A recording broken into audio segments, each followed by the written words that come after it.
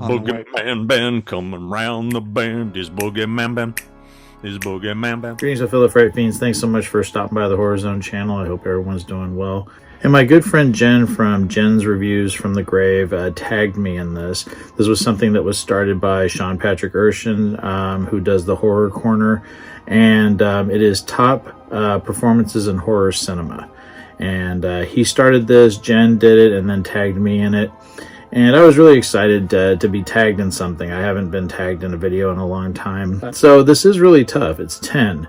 And as Jen says in her video, you know, horror cinema has been around for a very long time. So it's hard to just sort of narrow it down to 10 performances. And much like she did, I kind of am in the vein of like, this is how I feel now. We all kind of change our tunes as things go, or we're, you know, maybe we revisit a film that we haven't seen in a long time. This is just my top 10 right now, but I do have some honorable mentions. The first one I want to talk about is Justin Long and his performance as Derry in Jeepers Creepers, the original film from 2001, a film that greatly impacted me. And not only was it because of Jonathan Brecht's amazing performance as the Creeper or Gina Phillips' amazing performance as Trish, but Derry for me is the audience. We are reacting to him. The Trish character is very kind of stoic and kind of almost to herself. She's battling her own demons, whereas Derry is just sort of, he's kind of that excited kid that's sort of talking about everything that's going on, and he's the one that you know, eventually leads them on this quest that ends pretty badly in terms of, you know, sort of crossing paths with the Creeper. And this film, it was one that I saw opening night, and I just remember, you know, the movie terrified me, especially like the first 20 minutes of it. And then the heartbreak in terms of the, you know, fate of Derry at the end, it never has left me. And, you know, it just, that final, you know, shot of the film has burned into my brain. The brilliance of the writing is that we want Derry to survive, and when he doesn't, it makes that ending all the more impactful. But this will always be my favorite performance of his. And this coming September will be 24 years since it came out, and it still affects me greatly when I watch it. Next one for me is going to be David Naughton from An American Werewolf in London, one of my favorite movies of all time, one of my favorite performances of all time. I actually had the honor of meeting David Naughton in 2016. The David Kessler character is another one that you have tremendous empathy for. Not only is his best friend killed at the very beginning of the film, but then he himself is cursed to turn into a werewolf at the next full moon. And you're really on this journey with this man that, you know, ends up becoming this uncontrollable beast, this Kessler wolf. And, you know, he is going through all the emotions you would go through if you were hurting people and you would want to end your life or be locked up so you couldn't do it. And I think, again, it's another very endearing performance. And there's a lot of, you know, of course, there's a lot of great humor in American Werewolf in London, but it's also a very tragic film. I saw American Werewolf in London in the theater when I was 7 years old when it opened. And to say it scared the shit out of me would be an understatement. Next for me is going to be Shelley Duvall, the late great actress who passed last year in The Shining. And I know that might be shocking to some people, but I don't think Shelley Duvall ever got enough credit for that performance. Yes, everybody talks about Jack Nicholson, but Jack Nicholson is insane as soon as you see him. As soon as he's in the office with Ullman talking to him, and Ullman's talking to him about Delbert Grady and the fact that he killed his family, Jack Nicholson's already crazy. But Shelley Duvall had so much range to her performance. She's a woman that's trying to hold her family together. She has an abusive husband who was a former alcoholic, who dislocated their son's shoulder in a rage, and now they're in this isolated location, and she's just trying to make sure that her son is safe and trying to keep the peace. Over the years, I've really just grown to appreciate that performance so much more, and I think others have as well. She was amazing in that film, and I still think the best scene, and I talked about it in the video where I paid tribute to her after her passing, is the scene where she thinks that Jack has beaten up Danny again. And just the way that she confronts him in that giant hall that he's in writing after he's had this nightmare, and then she sees Danny at the other end of the room. That scene is so great, and it just shows that, you know, so many people who had reviewed her and given her, like, you know, bad points and said that she was shrilly and things like that, and even I did that when I first saw it. But if you watch that scene, it shows her strength. Her strength is protecting her son, and that is something consistent throughout the movie. And I don't think enough people gave her praise, and I'm sad that she passed on. But man, did she leave a mark on me, and I love her in that film, and I'm glad that other people are starting to praise her for the amazing work she did. Next for me, the next one for me is going to be Tobin Bell, an actor I've always been, you know, kind of intrigued by. I remember seeing him in other films before he played John Kramer in the first Saw movie, and John Kramer has a very small part in the original Saw, and he is the one actually laying on the floor, pretending to be a dead body, in the room with Dr. Gordon and Adam, and that shocking ending that blew everybody's mind. It blew my mind when I first saw it in the movie theater. But I've always loved Tobin Bell. The John Kramer character is so complex because, yes, he's doing these things, he's setting people up in these games, these tests, to show, like, to sort of give them a wake-up call about, being grateful to be alive because he himself is suffering from cancer. And, you get little pieces of him throughout the Saw films. You actually get to see, how he ended up the way he did, the tragedies that befell his life. And so you kind of, in a weird way, understand why he is the way he is. And I mean, if Saw 10 is the swan song for the John Kramer character, and Tobin Bell, if they do end up selling the property to another studio, which I've heard about, but I've also heard that Saw 11 is still going to happen. Tobin Bell's in his early 80s. So, I think that if that is his last performance, he went out on top. Saw 10 is such a great film, and really gives even more humanity to the John Kramer character. He still has that twisted side to him, but you see that there are so many more, corrupt and evil people in this world that you actually do root for him in that film. The fact that the last film was such a success, it just proves, how popular the character is and how popular the franchise is. And I think a lot of that has to do with Tobin Bell, because so many people wanted to see John Kramer in the films again.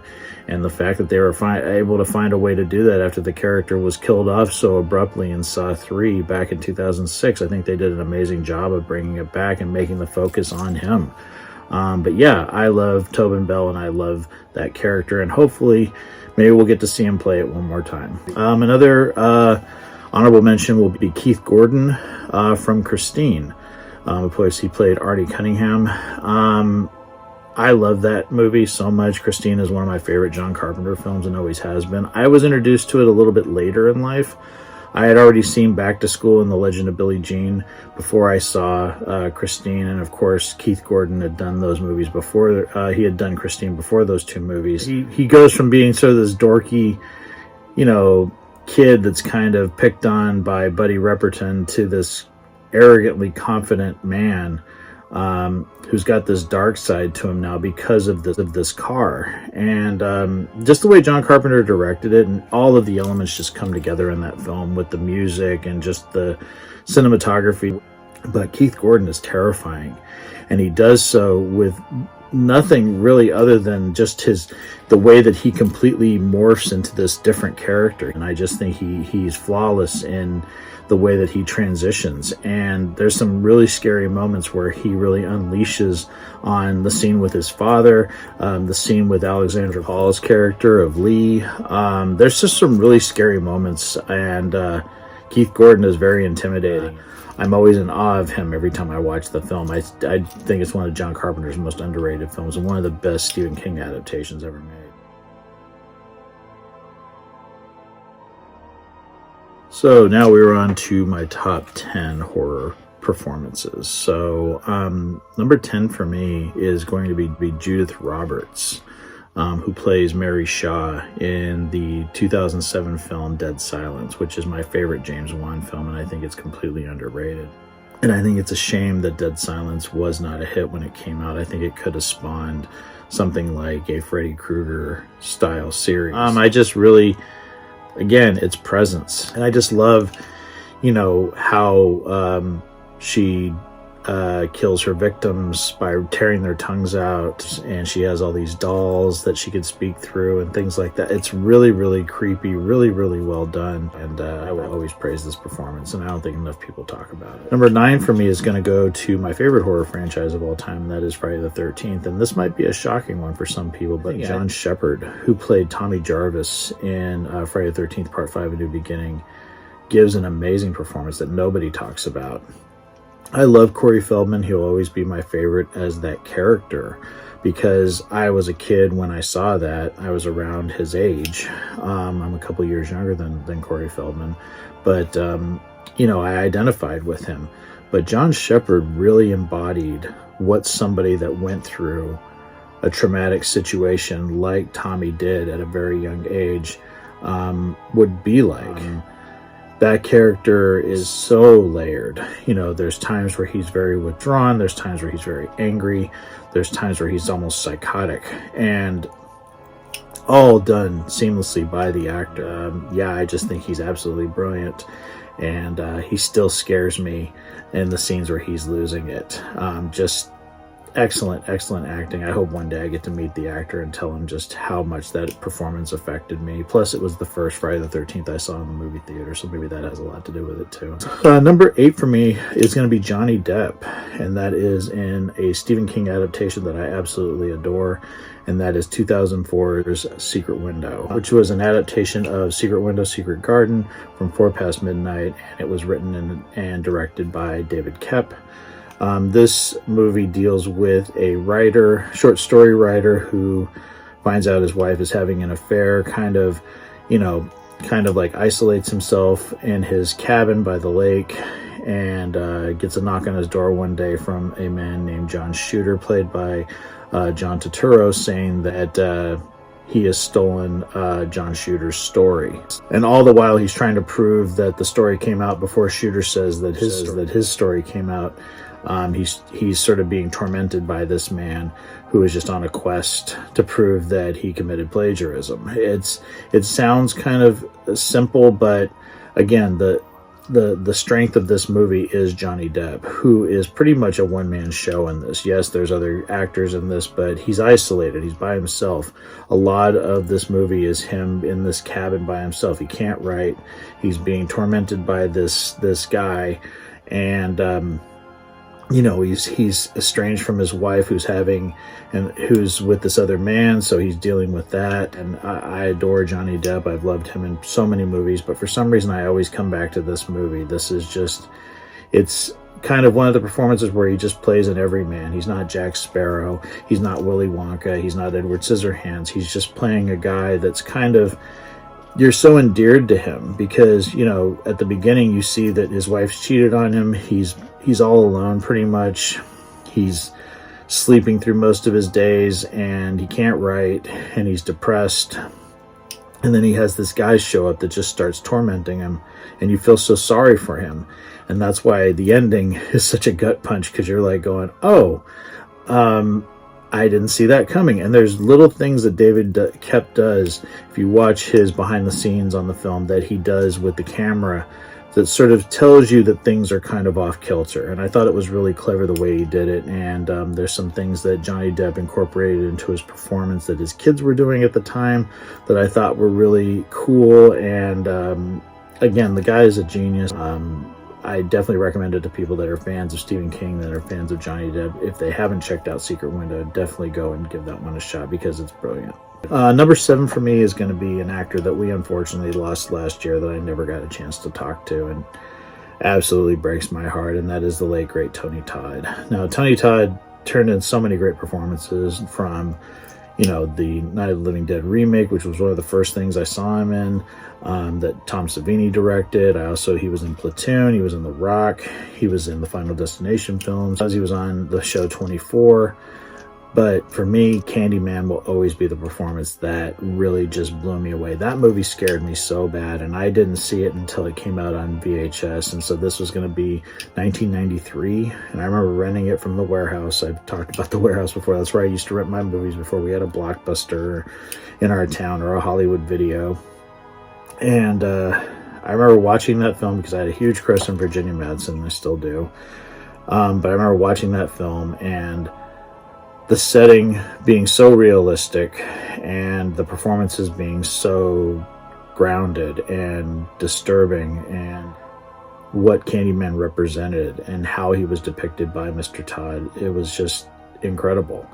But it really scared me because some of the imagery in that film, you just can't get out of your head. And I remember I took it back to the video store like the very same day I watched it for the first time, and I didn't revisit it for like a year later, till like a year later when it was on cable. And Tony Todd just, again, much like Tobin Bell, you know, brings this tragic figure to life and makes him scary but also endearing at the same time. And he had a quality that was unlike any other actor, and I'm very, very saddened that he's gone and that he was suffering in his last few years. But yeah, the Candyman performance is iconic. It will live on, and it's always going to be one of my favorites of all time. Number 6 for me is going to be Naomi Scott. In the sequel, Smile 2, she plays Sky Riley, and I will sing this performance praises from here to eternity. She blows me away in that film. And Smile 2 was my favorite film of 2024. And the more I watch it, the more I love it more than the original Smile. Both films are fantastic, but Smile 2, just, I don't know what it is. I guess it's because she's this pop star sensation that is, you know, under a microscope, and then, you know, because she's had some problems in her past, and now she's got this demon, the same demon that was tormenting Saucy Bacon's character in the original film, attached to her. And the fact that the first movie dealt with a doctor that was going through it, try imagining being this superstar that is constantly under public scrutiny, and people are constantly asking you questions and constantly watching your every move and things like that. And then you got this thing that's messing with your mind and scaring the living shit out of you. And I just think it's a brilliant performance. I'm so mad that nobody gave her any praise at the Oscars. I know it's a lot. It's a long shot that any horror film gets nominated, but The Substance did. And I think that as much as I loved that film, and I think everybody in it was brilliant, I was so happy that Demi Moore got nominated. I think Naomi Scott should have been nominated for Smile 2. She's terrific, and you are with her through that entire film. And it just blows me away how good she is. And plus, she did her own singing. They released an album of her singing, and she's brilliant. The range of emotions that she has to go throughout the trying to, you know, stay focused, stay centered, and then all these things start happening to her, and, you know, she starts slowly going insane, and she does it so brilliantly throughout the film. Yeah, it's a great film. If you haven't seen Smile 2, I definitely recommend it. It's so friggin' good, and Naomi Scott owns it. She's the reason that film just blew me away. Her performance and everything, she's absolutely fantastic in that film. Number 5 for me is going to go to Dee Wallace, or Dee Wallace Stone as she was known when this film came out in 1983, and that is Lewis Teague's Cujo, another adaptation of a Stephen King novel. I remember as a kid, Dee Wallace was very similar to my mom in terms of the way she looked. And of course, the first thing I saw her in was E.T., where she played Elliot's mom. And I remember seeing her in The Howling. And then I remember seeing Cujo when I was a little bit older. And Cujo is still, I think, one of the scariest movies ever made. I met Dee Wallace back in 2017 at a Comic-Con that was here in town, East Bay Comic-Con, and told her she was my movie mom growing up. And she said that so many people have told her that. And but she really was. And she gave an Oscar-worthy performance in Cujo, in my opinion. And so believable, so many layers. It was so real, and she's so good in it. Nobody can touch Dee Wallace's performance. Her and Danny Pitaro were amazing. But she just sells it as this woman that is frustrated, and now she is in this situation where she has to protect her son from this rabid dog. And it just gets me every time I see it. No matter how many times I see it, it still affects me just the same. Her performance is just so absolutely brilliant. Number 4 for me is going to go to Stephen Jeffries, who played Evil Ed in Fright Night, 1985's Fright Night. Now, I had the honor of meeting him back in 2021 when I was really going through a bad depression. And that was a motivator for me to get out of being depressed. I remember when they announced that he was going to be at Sinister Creature Con, and I remember just standing in front of him, talking to him and telling him about everything I had seen him in. And he couldn't believe that I remembered that he was like in Amazing Stories and that I had seen Heaven Help Us and Fraternity Vacation and everything. And as a kid, I just remember seeing some of those movies like Fraternity Vacation and Heaven Help Us before I saw Fright Night. So I knew who he was, and that's what, motivated me to watch Fright Night.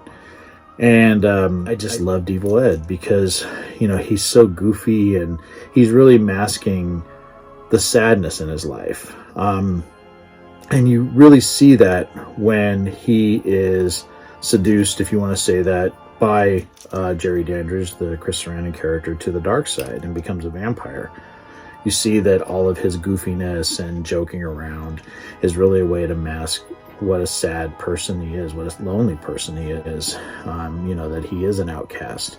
And for us horror fans, a lot of times those are the characters we're drawn to. I had a hard time adjusting. I had a hard time around my peers. I don't know, sometimes I feel like I was an outcast. Sometimes I just feel like I just didn't know how to act around people because I didn't know what they wanted me to be. And that's why I just identified with the Evil Ed character. And again, another character with so many layers. He starts out as one way, becomes a vampire, and kind of still embodies that goofiness and even more, being a little bit more over the top. But then when he is staked by Peter Vincent in his wolf form and morphs back into this boy, he's a kid. And that scene, those images, but that scene between him and the late Roddy McDowall just broke my heart, and it shocked the hell out of a 12-year-old. I was 12 when I saw Fright Night for the first time, the summer of 1986, when it appeared on cable television, and I was heartbroken that he died. And of course, that Evil Ed lives on, but in terms of seeing the character and him going out in such a slow, sad way, in terms of how he slowly morphs back to Evil Ed from the wolf, and him reaching out for Peter Vincent and crying and eventually dying, that image and those scenes still get me to this day. And I really wish Stephen Jeffries could have gone on to be, have a very successful career, because I think he had the chops to do it. He really got to me, and I was so honored to have met him. And maybe he had troubles in his life that led him down the path that he went, but I have nothing but respect for the man, because he really, his performances, especially the Evil Ed performance, really spoke to me. And I'm just grateful that I had that film in my life. And the fact that we're celebrating 40 years this year of Fright Night is pretty crazy. But yeah, Evil Ed and Stephen Jeffries have everything to do with me loving that film as much as I do. Okay, number 3 was tough, because one thing I did with this series, this list, is I didn't want to do more than one character from any movie. So Salem's Lot is my favorite movie of all time. Everybody knows that. I could pick every character pretty much, or at least I can think of like 7 characters that I would pick to be in this list, and it would just be the Salem's Lot top 10. But for me, the character, and again, I've been saying this a lot, and I think it's just because, I'm just going on a month of losing my grandmother. And something I didn't talk about in my tribute video to her was that Jeffrey Lewis, who played Mike Ryerson, the groundskeeper, the caretaker in Salem's Lot, was another performance that she really loved. And I think it was just because he was such a, quiet, reserved man for the most part. And again, influence from grandma, influence from my mama. That was the character that I really latched onto, and I think it was kind of my bridge into becoming the huge Salem's Lot fan that I am. I love Jeffrey Lewis, and I had the opportunity to meet him, and I effed it up because he wasn't on the roster at the con that I saw him at, and I just figured he was there visiting people. I didn't want to bother him, and I lost my opportunity, and 6 years after that, he passed away. So I never got to meet him. And it breaks my heart that I didn't get to meet him because I loved him so much. But what really endeared me to him was just the tragedy of finding his dog dead, the sadness that you see. And it wasn't anything the character said or Jeffrey Lewis said, but it was just the way that you see the sadness on him after he finds his dog Faithful dead. And then when he succumbs to being a vampire after being bitten by Danny Glick, there's this arc to his character where he's one way and then he's this just almost like serpent, and he's so scary in that scene in Jason Burke's house. That was the first moment in that film as a 5-year-old watching it for the first time that I was terrified out of my mind. That was my first really big scare, and I'm so grateful for Jeffrey Lewis for being the first person that ever truly scared me in a role. He just, it was something I couldn't get over, and the rest of the film just was like traumatic for me after that. But yeah, he scared the crap out of me, and I just love the things that he did to elevate that performance, like the way he stands up out of the rocking chair and kind of tilts his body. He wasn't on a wire, he just did that. And the way that he whispers, the way he's talking to Jason Burke, manipulating him, it's so scary, and it's such, you know, it's just one moment in that film. It imprinted on me, and from then on, I mean, I was just in awe of the guy, and anything I would see him in, I was just so happy to see him in another role. He was just an amazing actor. And the character of Mike Ryerson is my favorite character from Salem's Lot and always will be. He was just brilliant. He was, you know, he could be funny, he could be sad, and he could be absolutely terrifying. And yeah, he's one of my favorite actors of all time, and I am truly saddened I never got to tell him how much he meant to me. So apologies if my background has changed a little bit, the camera angle. I got a call in the middle of recording this video. So my top 2 spots, these 2 fluctuate every so often, but they've always been 2 of my favorite performances of all time, 2 of my favorite actors of all time. But for right now, this is the way they fall. So, and it could have just to do with circumstances in my life right now. But my second pick is going to go to Anthony Perkins, who played Norman Bates in the Psycho franchise. The specific performance that really endeared me to this character and the actor was in Psycho 2. Psycho 2 was my first introduction to the Psycho franchise, and to the Norman Bates character, and to Anthony Perkins. And that film just changed my life. It was, again, one of those moments in my life that I remember very fondly. I was 10 years old, summer of 1984, when it first premiered on cable television, and I had very little concepts of the original Psycho. I'd seen, you know, a few scenes from it. I remember seeing the shower scene before I had seen Psycho 2, but I didn't really link how, you know, everything sort of came to be. But seeing Psycho 2 and sort of just being empathetic towards the Norman Bates character, and seeing just what an amazing actor Anthony Perkins was, endearing this character who was, you know, committed 22 years earlier, is rehabilitated, trying to start his life over, and the sins of his past just won't let him. It's one of those performances that I just think is the shining example of what an amazing actor he was and how underrated he was. There's so many moments, again, like you could be empathetic towards him at one moment and be terrified of him the next. I think that more people are becoming aware of how great Psycho 2 really is, and what a tremendous sequel it is to that original Hitchcock masterpiece. For me, it will always be the best, and all of that has to do with the amazing work by the late great actor Tony Perkins. And number 1 for me is going to be, probably to no one's surprise, because I've been talking about this actor and this character pretty regularly, but it is the great Donald Pleasence and the character of Dr. Loomis. Of course, he would play Dr. Loomis 5 times, Halloween's 1 and 2, 4, 5, and 6, 6 being the swan song for the character. But I really came to love the character in Halloween 2, because Halloween 2 was really the first one, much like Psycho 2.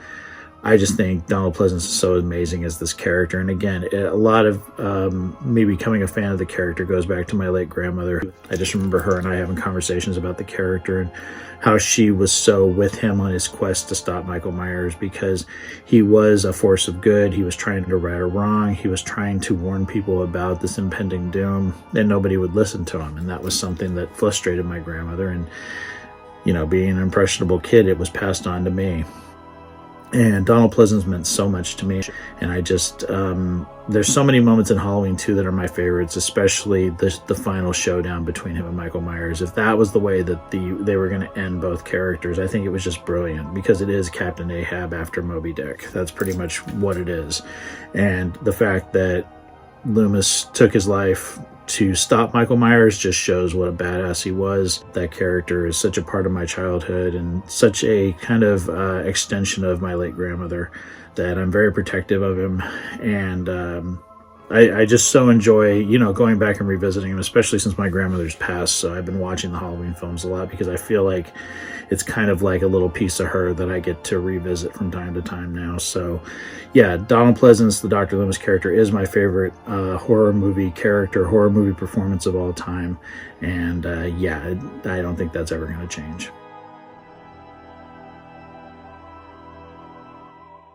So that is it, my fellow fiends. Thank you so much for watching this. I had so much fun doing this. I want to thank my good friend Jen from Jen's Reviews from the Grave. I will put a link down below to her channel and her video doing the same subject that was passed down to her from Sean Patrick Urshan. I'll put a link to his channel as well. Sean's an awesome guy, just like Jen is awesome. Love them both dearly.